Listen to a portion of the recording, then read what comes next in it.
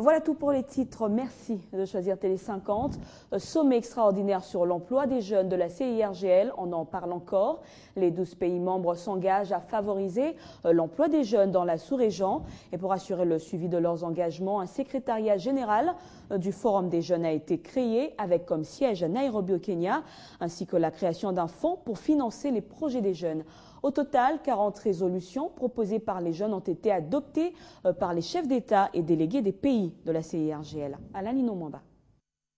2 chefs d'État étaient présents à ces sommets extraordinaires, Uhuru Kenyatta du Kenya et Yoweri Kaguta Museveni de l'Ouganda. D'autres pays ont été représentés au plus haut niveau, le cas de la République démocratique du Congo par le vice-premier ministre en charge du budget, Daniel Mukoko Samba, représentant le président de la République Joseph Kabila. Le secrétaire général de l'ONU par son envoyé spécial pour la région de Grand Lac, Mary Robinson, bien que déjà partante pour d'autres responsabilités. Au finish, les participants ont lancé un vibrant appel en faveur de l'emploi des jeunes, soutenant que si rien n'est fait en faveur de l'emploi de ces jeunes, on risque d'assister à une catastrophe car ils constituent une bombe à retardement. Ainsi, aux solutions, au total, 40 résolutions proposées par les jeunes ont été adoptées par les chefs d'État et délégués de tous les 12 pays membres de la CIRGL. Parmi elles, créer un environnement favorable aux investissements et au développement socio-économique, exploiter le développement des infrastructures en vue d'accélérer les opportunités d'emploi décents et la croissance inclusive, et enfin à garantir la représentation des jeunes dans les instances de prise de décision. Des résolutions adoptées qui devront être mises en œuvre à travers le secrétariat exécutif de la CIRGL dirigé par le Congolais Tumba Luaba. À noter que pour le compte de la République démocratique du Congo, outre le vice-premier ministre, Mukoko, une forte délégation a fait le déplacement, à l'exemple du ministre du Travail, Modesto Bahati, le gouverneur du Nord Kivu, Julien Paluku, le coordonnateur du programme national de l'emploi des jeunes, Modesto Manenga, et Francine Mouyumba, coordonnatrice du Forum national de la jeunesse. Dans l'actualité de ce vendredi, la RDC célèbre ce 25 juillet la journée mondiale des télécommunications et de la société de l'information. Le thème retenu pour cette année est la large bande au service du développement durable. Et à cette occasion, le secrétaire général de l'Union internationale des télécommunications, Amadoune Touré, et le ministre des PTNTIC, Kinke Mulumba, ont visité Huawei, le 2e équipementier mondial installé en République démocratique du Congo. Sourire et hommage ont accueilli le ministre des PTNTIC, Kinke Mulumba, et son invité d'honneur, le secrétaire général de l'Union internationale des télécommunications, le docteur Amadoune Touré, dans la grande résidence du géant mondial des NTIC. Objectif, visiter et avoir un aperçu global des actions de cette campagne en République démocratique du Congo. Nous sommes là depuis 2004 et dès lors, nous avons assuré le marché de télécom en RDC. Cette fois-ci, nous nous focaliserons plus sur les formations des employés dans le monde numérique, mais aussi dans des écoles et universités. Pour le secrétaire général de l'Union internationale des télécommunications, Huawei offre une grande opportunité à la RDC. Et je suis heureux de voir que la compagnie Huawei, après toutes les prouesses technologiques qu'elles ont atteintes au cours des dernières années, nous sommes là maintenant à une deuxième phase où ils font une formation de façon intensive. Et ça, c'est très important. Après la grande visite et quelques démonstrations, la satisfaction est générale. Au revoir, Excellence. Merci beaucoup. Merci. Huawei, c'est un équipementier important. Je pense que c'est le numéro 1 au monde. Et c'est toujours une joie de voir cette marque, cet équipementier s'installer dans notre pays et développer un tel centre d'intelligence. Notons par ailleurs que Huawei a construit presque l'ensemble des réseaux de transmission de fibre optique des opérateurs de télécommunications. Il a également fourni les équipements de transmission sur le réseau Kinshasa-Mwanda de l'opérateur historique SCPT, mais aussi le ring métropolitaine de Kinshasa. Mais bien avant cela, le secrétaire général de l'UIT, Amadoune Touré, toujours accompagné du ministre Kinke Mulumba, a échangé avec le Premier ministre Matata Ponyo. Au centre de leurs échanges, la mise en place d'un cadre normatif devant régir le secteur de postes et télécommunications en RDC. Il était question pour les deux personnalités de tabler sur les moyens qui permettront de mettre les technologies de l'information et de la communication au centre de développement du continent africain. Nous avons eu une communauté de vues sur tous les points que nous avons développés et je sors très satisfait. En tant que secrétaire général de l'Union internationale de télécommunications, vous savez que j'ai lancé un certain nombre de grandes initiatives sur le continent africain. Connecter l'Afrique depuis 2007 et l'année dernière transformer l'Afrique par le biais des technologies de l'information et de la communication. Selon le secrétaire général de l'Union internationale des télécommunications, les nouvelles technologies sont à ce jour l'outil principal pour développer tous les secteurs du pays. Utiliser cet outil, non seulement la téléphonie mobile, mais aussi le haut débit et l'Internet pour tous les autres secteurs de l'économie. Que ce soit l'éducation, que ce soit la santé, que ce soit le commerce électronique, que ce soit le gouvernement en ligne. Les technologies de l'information et de la communication nous permettront de pouvoir atteindre les objectifs du millénaire pour le développement. Hamadoun Touré a par ailleurs loué les efforts du Premier ministre congolais qui fait, selon lui, preuve d'un pragmatisme et dynamisme qui s'avère important dans le domaine des nouvelles technologies. Il a également émis un souhait que le niveau d'infrastructure mis en place en RDC passe au niveau des technologies de l'information et de la communication. Juste après, le Premier ministre a reçu la représentante du chef de l'État en matière de lutte contre les violences sexuelles faites aux femmes nouvellement nommées. Il s'agissait pour Janine Mabunda de lui faire part de la mission lui assignée par le président de la République. La Banque mondiale décidait d'accompagner le développement de la centrale hydroélectrique Inga 3. Son vice-président Mactar Diop s'est rendu au Bas-Congo pour une visite sur le site d'Inga. Mais avant de s'y rendre, il s'est entretenu également avec le Premier ministre ce vendredi. C'est en début de matinée que le vice-président de la Banque mondiale en charge de la zone Afrique a foulé le sol de la primature.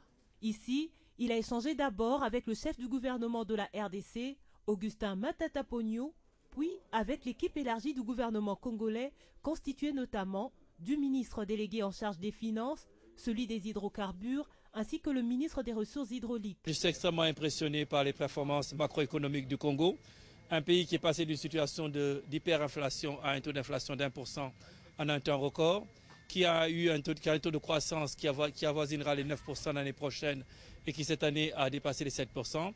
Qui a permis au pays de continuer à investir dans les infrastructures de base et dans les infrastructures scolaires et de santé. Parmi les sujets abordés figure le projet hydroélectrique Inga 3, projet auquel la Banque mondiale a accordé un financement en mars dernier à hauteur de plus de 70 millions de dollars américains. Le continent africain dispose d'un potentiel hydroélectrique énorme. Et il n'y a aucun continent au monde qui s'est développé, à ce que je connaisse, sans utiliser son potentiel hydroélectrique. En plus du potentiel hydroélectrique, la Banque mondiale se dit également intéressée au secteur de l'agriculture. Le secteur de l'agriculture est un secteur extrêmement important et je crois que l'idée d'attirer le secteur privé qui a une expertise dans ce domaine au Congo est une excellente idée. Et si vous me le permettez, à la suite de la visite et après m'être entretenu avec le Premier ministre, je pourrai définir un peu plus précisément les modalités d'intervention de la Banque mondiale dans ce domaine. Au cours de cette visite de 4 jours en RDC, Mactar Diop devrait s'entretenir avec certaines autorités du pays, des représentants de la société civile et des partenaires au développement. Autre titre, c'est la clôture ce vendredi des travaux organisés par le gouvernement congolais en collaboration avec l'Organisation de l'aviation civile internationale et l'avionneur Boeing. Et donc, durant 3 jours, les participants ont cogité sur l'état de la sécurité de l'aviation dans le monde, des principaux défis à relever pour la mise en œuvre de supervision de la sécurité, mais également du projet d'autonomisation financière de l'autorité de l'aviation civile de la RDC. Une rencontre importante qui a réuni les experts de l'aviation civile internationale, de l'Afrique et de la RDC, à l'heure où le monde connaît des graves problèmes d'aviation. Les défis à relever pour un système de supervision de la sécurité et sûreté répondant aux standards de l'OACI restent importants aussi pour la RDC. Vous savez que toutes les compagnies aériennes chez moi ne sont pas au niveau d'assurer la sécurité. Et Ça, c'est un problème. Nous avons corrigé. Et quand les avions volent, ils ont les aides, donc les guides au sol, qui leur permettent de suivre leur route et de maintenir leur position en l'air. Mais ces instruments n'étaient pas mis à jour, n'étaient pas calibrés. Les recommandations visant l'amélioration du système d'aviation RDC et dans le reste du monde s'avèrent indispensables. Je peux vous dire qu'aujourd'hui, l'AAC a pris, avec le gouvernement congolais, ils ont pris des actions concrètes pour permettre à l'OACI de se rendre compte qu'ils ont atténué. L'avionneur Boeing se félicite de la tenue de cette rencontre et se dit prêt à multiplier d'autres initiatives, notamment la formation des inspecteurs. Nous pouvons également, et nous nous sommes engagés à le faire, à travers nos partenariats avec la FAA, avec d'autres organismes, à mettre à la disposition de l'AAC, soit de façon directe ou à travers une action régionale, la mise à disposition d'un outil qui aiderait les inspecteurs à mieux faire leur travail. Le gouvernement congolais a réitéré aussi sa volonté de mettre en place un système de supervision de la sécurité et de la sûreté aérienne efficace relatif aux standards de l'OACI. Se dirige-t-on cette fois vers l'application de la nouvelle grille de la garantie locative à Kinshasa? C'est en tout cas ce que croit le gouverneur de la ville-province de Kinshasa, qui ordonne d'ailleurs sa mise en vigueur dès le 1er août prochain. Mais alors, sera-t-il écouté? Élément de réponse avec Guy Chungu. Ils ont 45 jours pour se mettre en ordre avec le contrôle technique. Ils ont 45 jours pour arranger leurs phares, leurs portières, et mettre la couleur bleu-jaune. Ils ont 45 jours. Après les 45 jours, il y aura un contrôle qui va se faire. Cette décision a été prise il y a quelques mois dans la capitale Kinshasa. Juste après, il y en a eu bien d'autres qui n'ont connu aucun suivi. Il faut qu'il y ait des suivis. On ne voit pas, il n'y a rien comme suivi parce que la décision a déjà prise depuis longtemps. Malgré cela, le gouvernement provincial ne se fatigue pas. Il vient de remettre sur le tapis la mesure interdisant aux bailleurs de percevoir la garantie locative de plus de 3 mois pour les maisons habitables et 6 mois pour celles commerciales. Ça fait longtemps qu'il a pris, enfin le gouvernement a pris cette mesure, mais le suivi, il n'y a pas de suivi sur ça. Difficile de croire au respect de cette énième mesure, d'autant que ceux qui doivent l'appliquer reprochent l'autorité de la ville d'être laxiste. Il a toujours l'habitude de parler, il n'y a rien comme décision. Il n'y a rien pas.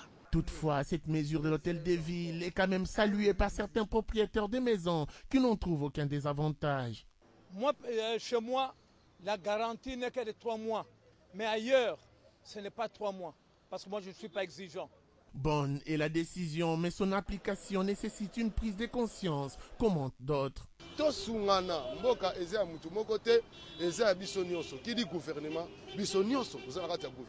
Reste à savoir si, comme le prétend André Kimbuta, la mesure connaîtra effectivement son application le 1er août de cette année en cours. Et puis l'Arobank vient d'être plébiscitée comme la première institution bancaire basée en RDC, mais aussi en Afrique centrale par l'agence internationale de Moody's Investor Service.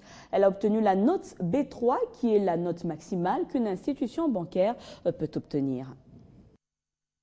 Note B3, c'est la consécration que l'Arobank vient d'obtenir de la part de l'agence internationale Moody's Investor Service en titre de première institution bancaire en RDC, tout comme en Afrique centrale. Pour le directeur général de l'Arobank, Thierry Témens, cette récompense intervient 2 mois après l'obtention d'un nouveau financement reçu de la part du groupe Banque mondiale. Une manière pour cette institution bancaire de démontrer son intégration sur la scène financière internationale ainsi que son rôle de leader de l'industrie bancaire en République démocratique du Congo. Avec cette nouvelle notation, l'Arobank envisage de nouveaux horizons en termes de financement et vise à conforter ses relations d'abord avec ses clients, ensuite avec les banques correspondantes. Créée depuis 2002, l'Arobank s'est développée rapidement au point de devenir aujourd'hui la plus grande banque en RDC par la taille de son bilan. La banque dispose de plus de 36 agences réparties à travers le pays avec une gamme de produits variés destinés aux grandes entreprises, aux petites et moyennes entreprises ainsi qu'aux particuliers.